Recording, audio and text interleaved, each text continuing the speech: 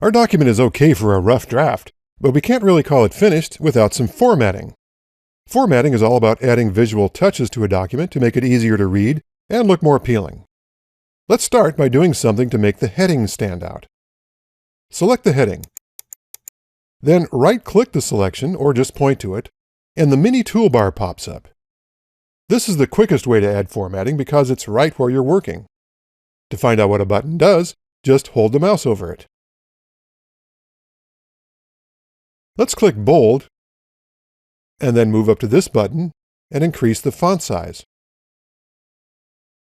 If you want more formatting choices, you'll find them on the ribbon. Here you can add a strike through, format the text as a subscript or superscript, and over here you have paragraph formatting. There are many choices, but in general, the best and easiest way to format text is to use a style. Hold the mouse over an option to see a preview. Styles are easy because you can apply a number of formatting options with one click, and they're the best way to format because they help you apply formatting consistently throughout your document. The paragraph group has some useful options like bullets and numbering. If you want to check them out, just select some text and click the buttons. You won't hurt anything because you can always click the button again to turn the option off. These commands adjust paragraph alignment. Let's see what they do. Go to the second paragraph and click it 3 times to select it. Now the paragraph is aligned left. Watch what happens when I align it to the center.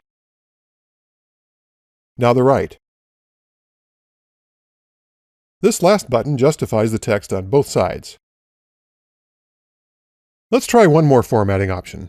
Click here to adjust line spacing. The default line spacing is 1.15, but you can single space it, double space it, even triple space it. What if you want to change the spacing of the whole document? Well, the best way to do that is to go to the Design tab and click Paragraph Spacing. This does more than simply adjust line spacing to improve the overall look of your document. I have one last button to show you, and it's up here in this row of buttons called the Quick Access Toolbar. It's called Undo. It's actually my favorite button because it lets me experiment and make mistakes. And all I have to do to bring it back to the way it was before is click Undo.